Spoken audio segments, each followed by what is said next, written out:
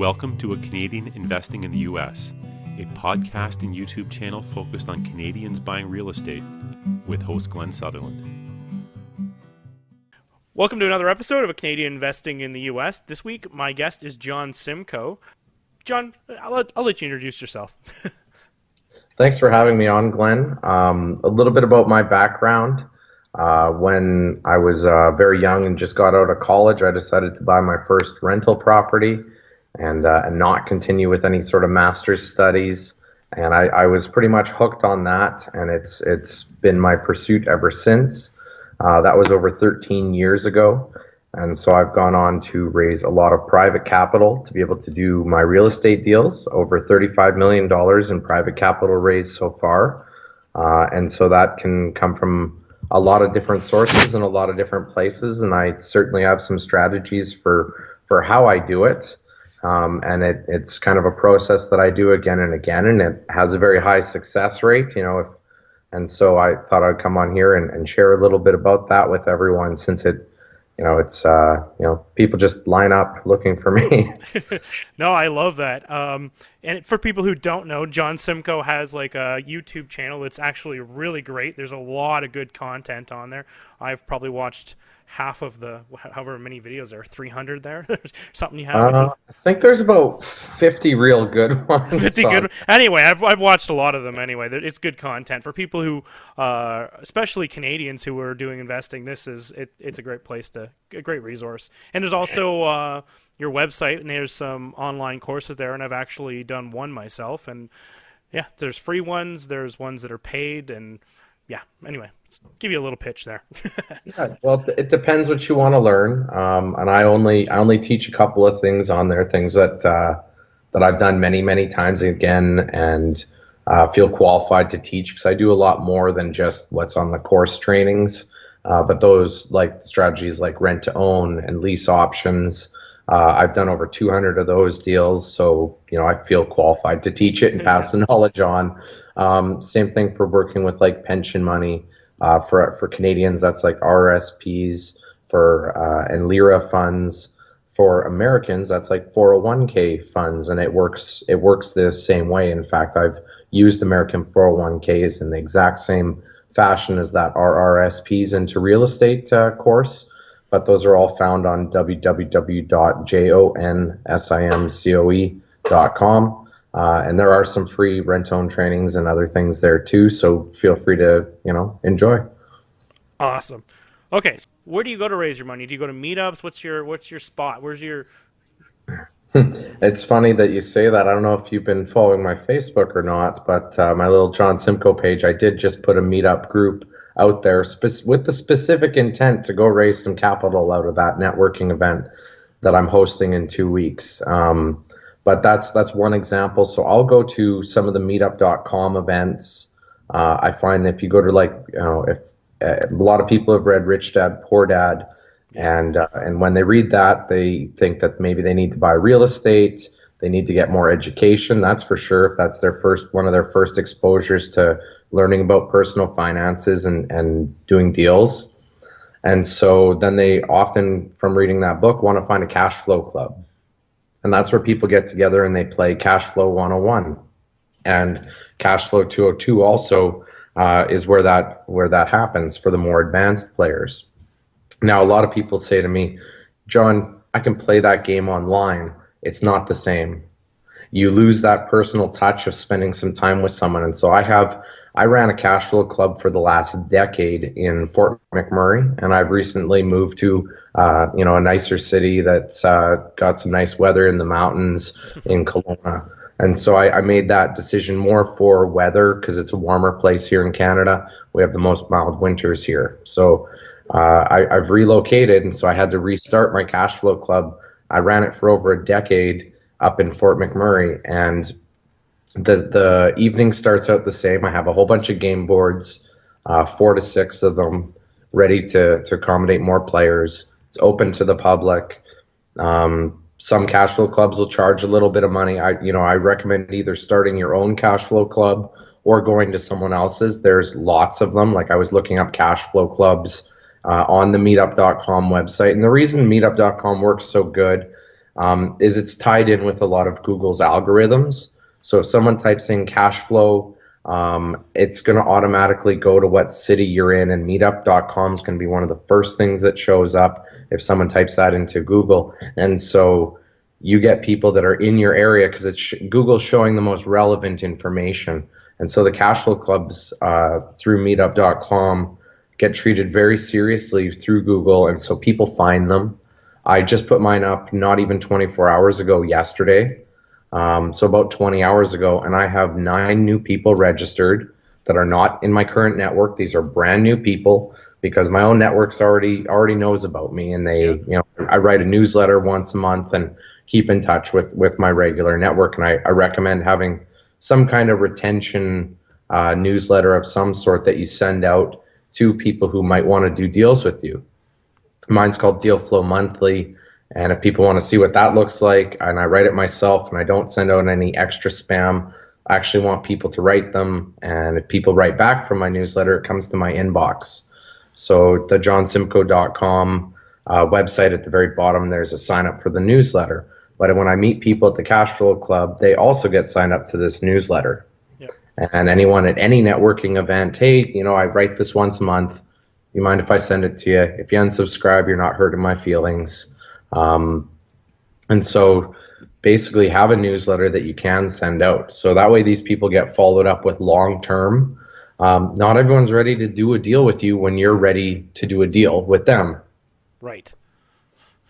So I go and I cultivate a learning experience at these cash flow clubs. And so I have every club's going to be run by whatever host is running them. But what I found as a formula is have everyone come in the room, meet them, basically take about 15 to 20 minutes, maybe 30 at the max, to teach a little lesson. And I recommend just basic stuff, like you could open a Robert Kiyosaki book, pull a lesson from something that he taught, and then talk about it within the room. Like start calling some of the people out, asking questions, getting their opinions. That's the point of the meetup, is to actually meet up and talk about some stuff. And then after we're done our lesson and some discussion, it might be what's going on in the local economy. That might be a reason that you might want to buy homes or not buy homes, or maybe you want to do flips, or maybe it's a better market to sell rent to owns in, or any number of things. Maybe you're building apartment buildings, whatever you're looking for to get capital for in your projects. There's going to be a more ideal time based on how many renters there are. So each strategy in every city is going to be different. Every discussion is different, what's going on locally. Yep. From there, we do a little 30-second commercial where everyone gets to talk about themselves, their business if they have one, what they came out to learn.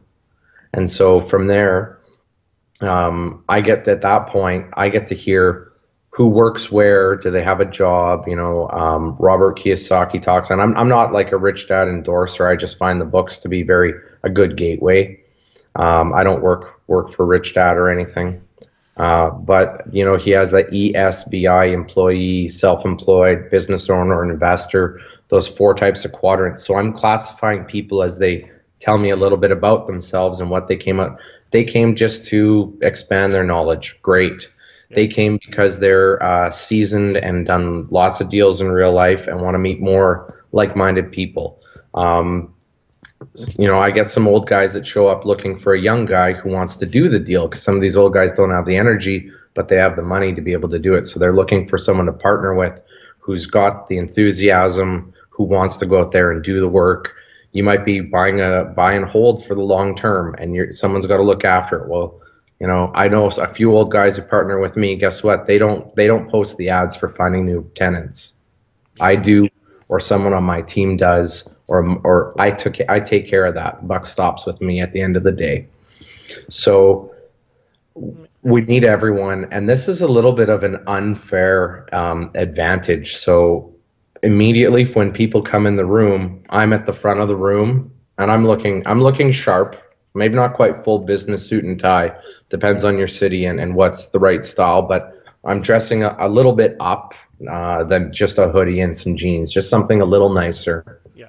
Even khaki pants and a shirt like you're wearing right now, Glenn, like your golf shirt, that'd be perfectly fine to to show up and Yep. and run one of these clubs. You know, to be classy but not overbearing or very superior in any sort of way.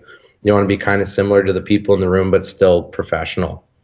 So that now they see you in front of the room, they're automatically going to think of you as an expert and as knowledgeable and credible because you're in front of the room. It's just an unfair advantage the person in front of the room gets. So after you have that advantage there, I like to hear what they're doing. Now I'll have repeat players come back, and I may have already met them. I may already know their deal.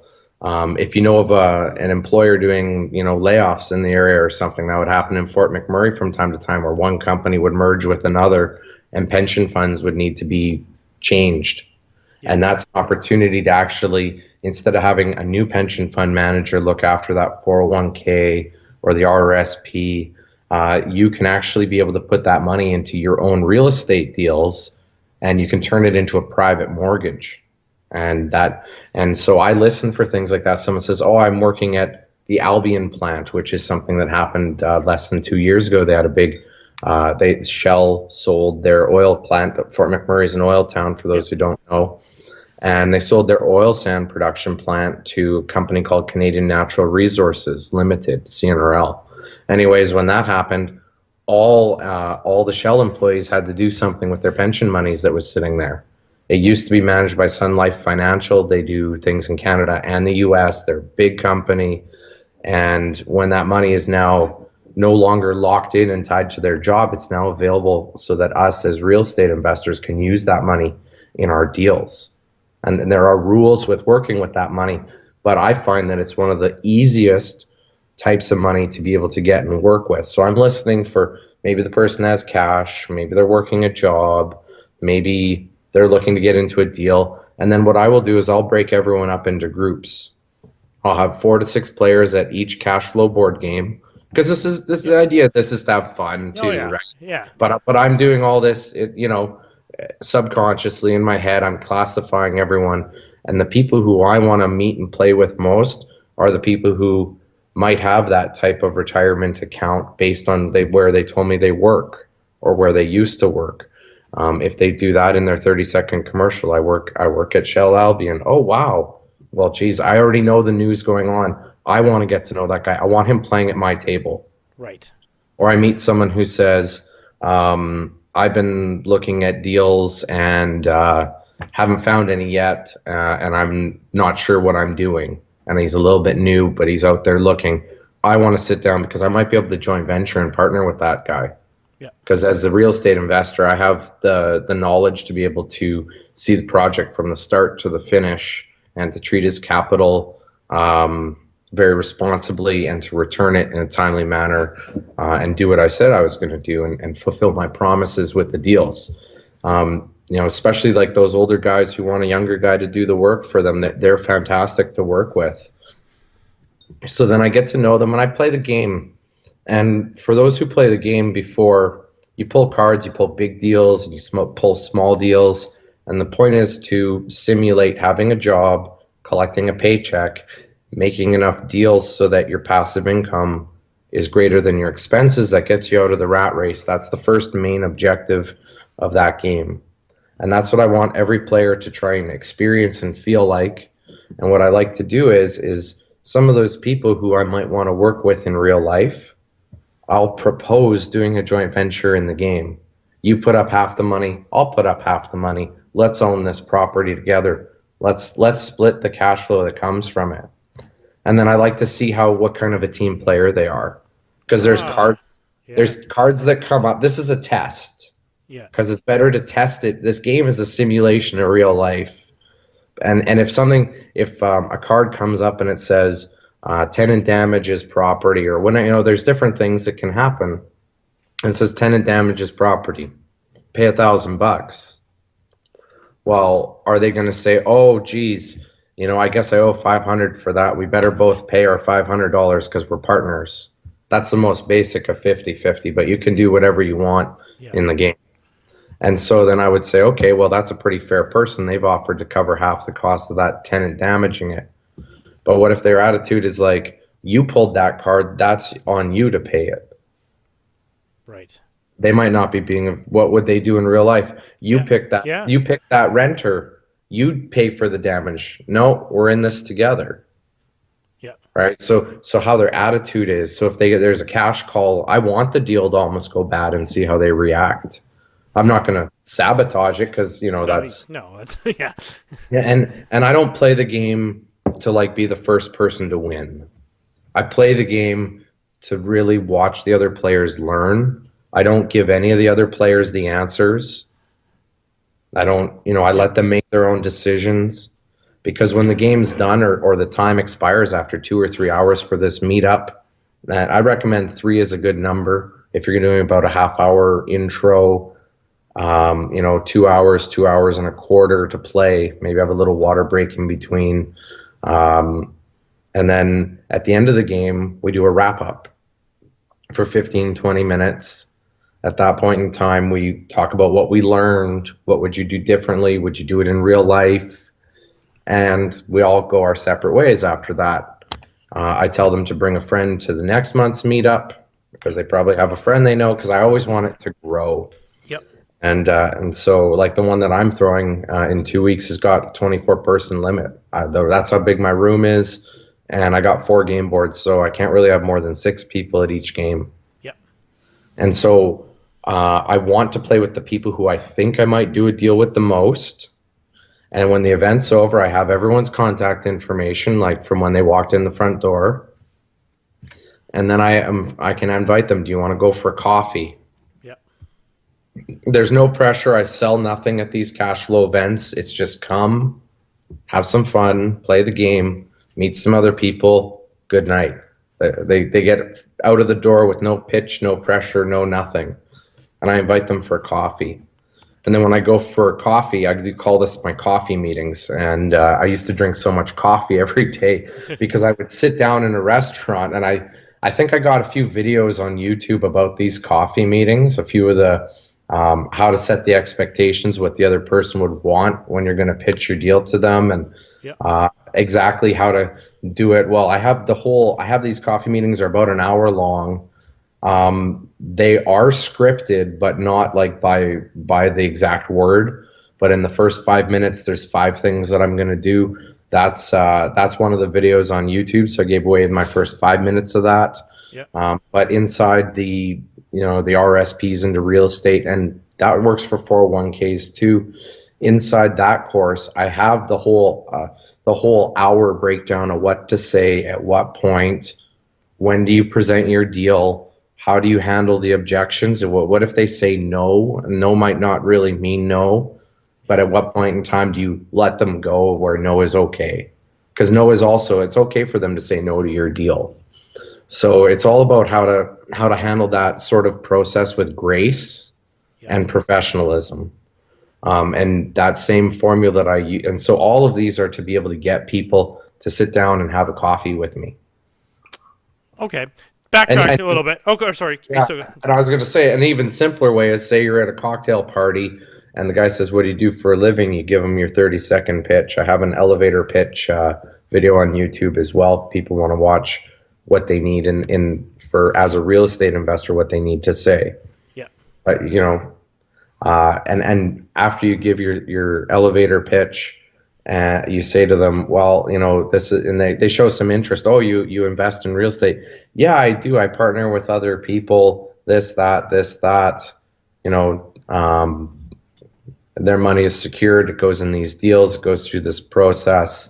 And if they're further interested, you say, well, listen, we're at this cocktail party, and I know you want to have some fun tonight. And and it's not that this isn't fun, but let's have this conversation when we're maybe sober, because we might be drinking some wine or having a whiskey or something. Yeah. Let's have this conversation when we're sober. Let's go out for a coffee. It's always about getting out for a coffee to get to know a little more face to face. And it takes about 5 to 8 exposures where you meet someone before they'll trust you with their money. Right. So the Cash Flow Club could be one. Another might be an email they get from my newsletter. Another one might be some videos of mine that they're watching. If anyone who's listening to this goes on YouTube and is watching any of my videos, it's indirectly building some trust between me and them because they get to hear my voice, spend some time with me, even though I'm not there. So these systems are creating relationships. Every video that's out there is helping create a stronger relationship so that I can talk to the person 2 or 3 times and put them through that same process of meet, go for the coffee meeting, and then close your deal afterwards. And so I go through that same process. And I think about 80 or 90% of the time I'm successful when I go through this process of not asking for money too early, but also finding the right people and not spending too much time with them either, because you can spend too much time with someone who will never do a deal with you, and that just doesn't work for your business either.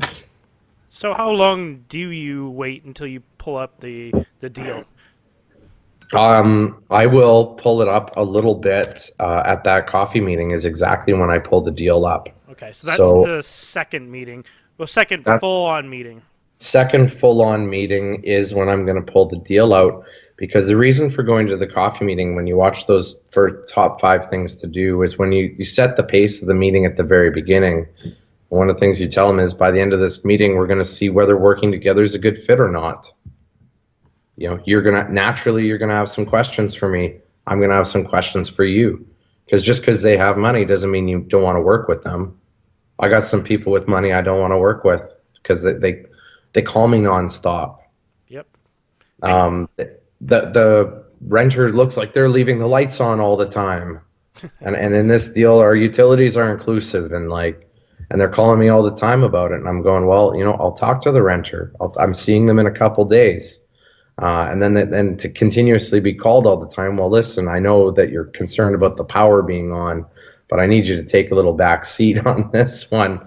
It does matter to the bottom line, but if someone's going to call me every 2 days to tell me something like that again and again, I don't want to work with them in the future. They become, a lot of work. Yep. I had a whole list of questions, and I think you've answered actually all of them just on your own, which is pretty awesome. I was planning to deep dive and rip right into you to try and get some real good details, Sure. but I think I kind of from the guests, it was like I just have to watch these couple videos of yours on YouTube. Yeah, well, some of them, yeah, I try and give a lot away. It is the information age. People can find a lot of this information from different people, but I thought they might have fun learning it a little bit from me. I'm mostly a one-man show. I do have a bit of a team behind me, but if I'm making videos, a lot of the time it's me making videos just to share. I think last year I spent over $10,000 making free videos that I gave away. That rent-to-own training, the free videos, I think that cost me about $6,000 to make that you watched, Glenn. So, I try and give a lot, but I do have a few paid ones because things need to balance out. Oh yeah, no, I'm getting to the same point myself. Yeah, everything's free, so it's a lot of your time too. Yeah, a lot of giving, but I think that people also will come back, or if somebody. The other thing that's key about that capital raising, if we go back a bit, is that I write that newsletter, and what happens is not all the time. Everyone needs some type of newsletter or follow up with everyone they meet. Yep. Just broadcast the news you've been up to. Write something about what's going on in the local economy. Send it out. Don't be spammy. Offer real value, because I want people to open my emails. Right. And so I might meet someone at an event, and it might not be until years later that they actually I might not actually have a coffee meeting with them right away. Yeah. And that might just not work for a while. But what happens is every month they're reminded that John's a professional real estate investor. Every month, one time each month. And they'll remember you each time that happens. And when people write back to my newsletter, sometimes I might ask a question like, what markets are you currently investing in? And not a lot of people will reply to that sort of question. It's like the same thing as posting on Facebook, and more people will push thumbs up and than they will actually comment. Yeah. But what happens is comments completely unrelated come in from the newsletter. I had one I sent out about 6 months ago, and And so a guy responded to my newsletter. He said, and now I'm trying for the life of me to remember where I met him. I think I met him like 4 years ago at some type of seminar or conference. And he remembers me a lot better than I remember him because he's been reading my email all the time. And I've kind of forgotten because I only met him a little bit. But he got on my list. And he writes back, Jon, I'm inheriting $900,000. We need to talk. Ooh. Whoa. Yeah. So a guy who just enjoyed consuming my content, who might have never been able to do a deal under his own means normally, suddenly becomes eligible. And guess what? I had nothing in my newsletter about any of that. He just saw my newsletter come in. It reminded him of who I was. He wrote back. I said, great, let's get on a call. We need to talk this over and see what you want. And when I do that conversation, a little bit of that's part of the coffee meeting when I'm talking to someone, or if I'm going over a call with him, is I want to make sure that my deal is going to do what he wants. Say he's inheriting $900,000. Maybe one of the things he wants is to buy a Ferrari. I don't know. If he's going to do that and has his mind made up that that's what he's going to do, I'm not going to take it away. It's not come give me all 900,000 of that for a deal. It's called how much. Maybe he just wants to go on a trip. And buy a Toyota Corolla and have a reliable car for 10 or 15 or 20 years, however long it lasts, and let his money work for him at that point. But that's going to be different for everyone. And how long can that money be in a deal might determine whether it's going to be a buy and hold, or my sweet spot is I love these rent-owns that are 2-3 years long because we're in, we make our money and we're out.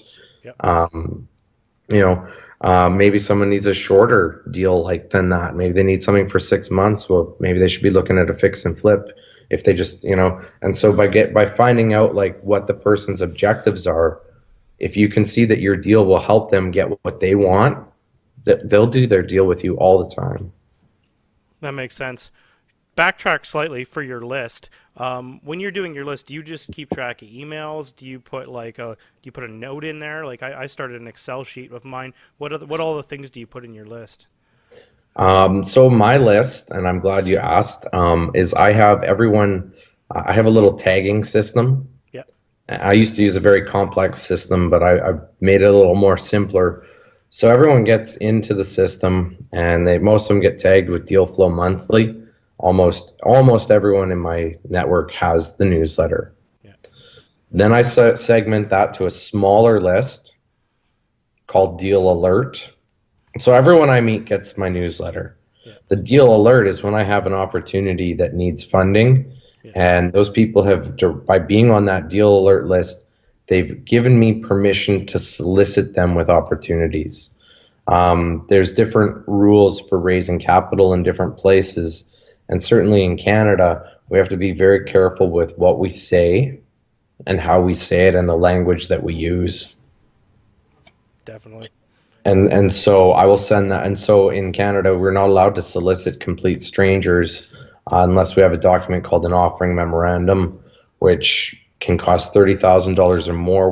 We're making one for a project right now because it's a big enough project that's worth doing it. But normally, you just can't advertise this sort of thing or solicit strangers. But by them being on that list, it means they've given me permission. Have at it. You need money for something? Tell me about it. That's what it says when they go on that. Yep. And so about 10% of my newsletter people end up on that other list, approximately. Maybe a little higher, maybe about 12 or 13% of my people. And so what I further do is I then segregate everyone into other categories too. So if they saw a presentation of mine about our RSPs or the 401k, if they saw that presentation, then I'm going to tag them that they saw it. Because they might be more interested in doing it that way. Yeah, because a lot of people, especially people who have retirement money or pension money that's actually accessible, they often forget about it. They go to work, they might be living paycheck to paycheck, but they've had that building for 10 years or 20 years or 30 years. And also this type of retirement money is often forgot about. Like when someone has cash, if I got 50 grand cash, I got a few choices. I can do a real estate deal. I could go buy a new car. Yep. A pretty nice one. Yeah. But if you take that money and go do a deal with it, all 50 of it, I feel like I have nothing left. And I want some of it back at some point. So, but if someone has 50,000 or let's even say 200,000, let's say your deal is a $200,000 property. You were going to use 50 for the down payment. Well, let's say this person has all 200,000 in their retirement account. There's still a way for you in that course. I talk about all the ins and outs with regards to rules, but there's a way for you to go use that money and be able to do your deal. And so that person who might be living paycheck to paycheck might not think they got any money, but guess what? They do. They do in their pension account. Money that they're not thinking about because it's not in their pocket. Most of them are not going to go out and buy a new car with it like they would have with cash.